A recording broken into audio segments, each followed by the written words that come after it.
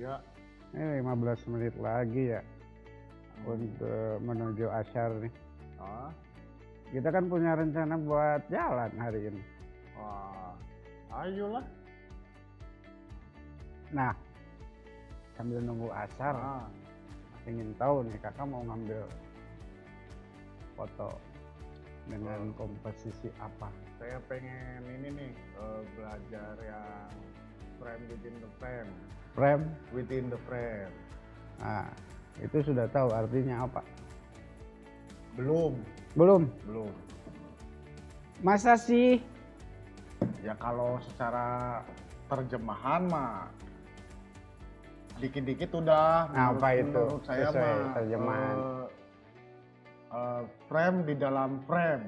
Frame di dalam frame. Nah, Oke. Habis asar ya, Ya. tapi ya minimal kita ngobrol itu dulu ya. siap. Ya. Sambil Ameh pas turun ke jalan teh langsung udah paham. kayak gitu ya, seperti itu. Ya. Oke. Ah. Seperti biasa. Sok.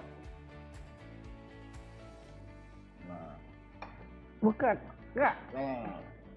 Apa sih frame within the frame teh seperti biasa? Frame Nah, within kamari the frame. kan udah lihat di handbook Kemis Motret. Udah Baca ya. udah. Minimal sudah ada gambaran Ya, apa udah. itu frame within the frame. Kita juga harus tetap berliterasi untuk mencari pengetahuan selain yang Kemis Motret keluarkan. Kita juga harus explore, mencari ilmu. Boleh. Ya, kita zaman teknologi sekarang, Iya. ilmunya banyak, tinggal kuota. Nah, benar Itu kan? yang paling penting. Itu paling penting. Oke. Frame within frame. the frame. Nah, ini frame within the frame itu ada tujuan. Jadi fungsi. Oke. Ya, fungsi di mana kita membuat frame satu di dalam foto. Ada lagi frame. Iya. 2, ada lagi 3, 4, 5, mungkin lebih. Itu seperti itu. Jadi istilahnya frame within the frame. Jadi ada frame di dalam frame. Berarti harus lebih dari satu. Lebih dari satu. Bisa 2, bisa 3, bisa 4. Tuh, itu sebagai batasan. Kirain aku tuh cuma satu aja gitu. Nah, kalau itu lebih ke istilahnya framing. Kalau Iya, frame iya. within the frame itu ada frame di dalam frame. Ada frame lagi, ada frame lagi. Jadi bisa lebih dari 1, 2, 3. Seperti itu. Itu tujuannya untuk batasan. Ya, batasan. Dan yang kedua itu untuk menutupi, sebetulnya ada kadang-kadang kita motret itu apa ya, ada bagian-bagian tertentu yang kita itu tidak mau ada gitu. Gimana tuh contohnya tuh? Ya, misalkan sesuatu apa namanya, benda atau yang mengganggu itu bisa ditutupi dengan frame itu sendiri gitu kan. Misalkan di sini ada pot bunga nih, kakak nggak mau pot bunga itu masuk di foto. Iya, betul, Ya. betul. Nah, si frame pertama itu bisa kakak kondisikan si kamera itu untuk ditutupi oleh frame. Nah, kemudian cari lagi frame yang ada di setelah frame yang pertama, frame kedua. Nah, dan yang harus dipastikan lagi, kita harus bisa menentukan bahwa di dalam frame within the frame itu ada POI. Jadi jangan kosong. Misalkan ini jendela, ada jendela kosong, itu kalau bisa dipastikan di situ ada POI atau objek. Nah, itu yang dikatakan sebagai frame within the frame. Paham? Paham, paham. Ada objeknya ya. Ah. Oh, Lekor dikit. iya. Oke. Iya seperti itu. Nah itu fungsi dari frame itu penegasan, kemudian menutupi bagian-bagian yang kita tidak perlukan di dalam foto. Oke. Kalau yang aku tahu tuh kayak misalkan si frame itu apakah harus full di objek di sebuah bingkai foto atau ada jeda gitu. Bisa lihat contoh. Oh, Nah, oke. contohnya di sini ada contoh-contoh foto frame within the frame. Ya kan? Di sini ada frame pertama, di sini ada frame kedua, dan dipastikan di sini ada POI. Oh iya betul. Ini ada orang berdua ini lagi jalan nih. Nah, Itu seperti itu. Biasanya kalau misalkan sekarang si POI-nya nggak ada, itu lebih cenderung namanya beda lagi. Lebih ke taruhlah misalkan pintu terus kosong, itu lebih ke repetisi itu namanya. Apa itu? Pengulangan. Pengulangan. Nah, tapi dengan adanya POI ini itu dikatakan sebagai frame within the frame. Oke, Coba lihat lagi. Nah, Ini selalu ada POI. benar. Ini ada frame. Ya, framing ya. Di sini di dalamnya juga ada framing.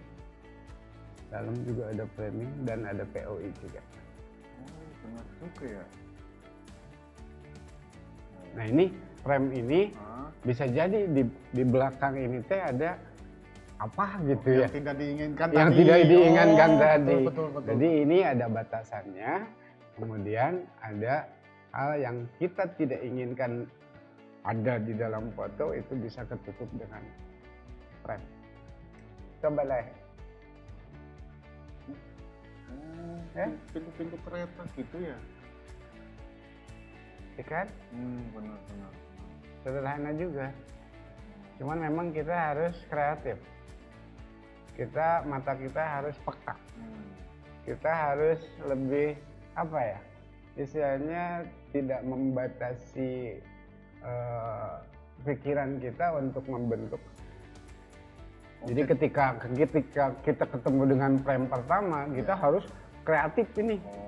Mengeluarkan imajinasi kita gimana caranya bisa membuat frame within the frame.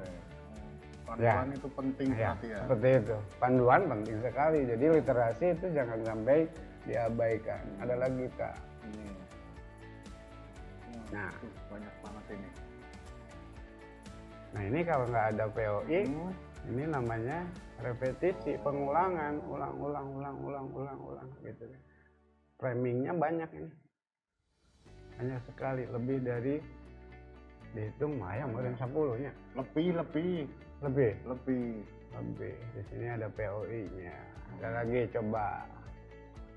Bawa banyak saya contoh. Nah, ini salah satunya ya. Oh, kayak gini juga bisa ya jadi Iya. Ini kreativitas.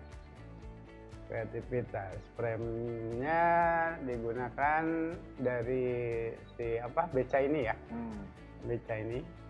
Di dalamnya itu ada beca lagi. Nah, ini ada POI. Ada POI. Ini batasan. Ya. Iya, laki-laki. Tuh. Ada frame. Tapi kalau setahu saya yang kayak tadi itu emang kan harusnya lebih ini ya. Lebih padat gitu framenya. Kalau ini kenapa gede? Tidak harus ya, tidak harus batasan itu sendiri tidak harus menutup atau jelas begitu ya, jelas seperti itu. Tapi yang pasti di sini frame. Ya, ini frame dan di dalamnya juga ada frame. Dan yang pasti di sini ada POI. Ya. Iya. Masuk? Masuk. Masuk. Boleh. Oke. Gusti.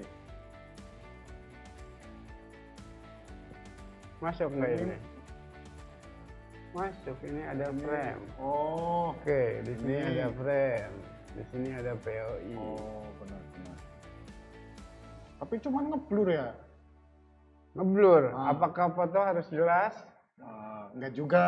Nah, apakah foto harus jelas? Maksudnya harus tegas, harus jernih, harus. Pertanyaannya kan itu kan? Iya. Ya. Wong sekarang banyak di street photography itu foto-foto yang bahkan ngeblur semua. Oh iya benar. Kecuali mungkin kalau untuk foto apa ya, industri yang perlu ketegasan, perlu warna yang jelas, perlu. Nah itu kan kalau untuk street Bebas. ya bebaskan.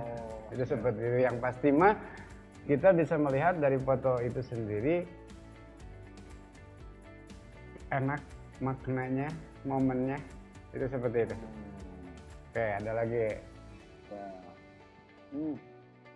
No.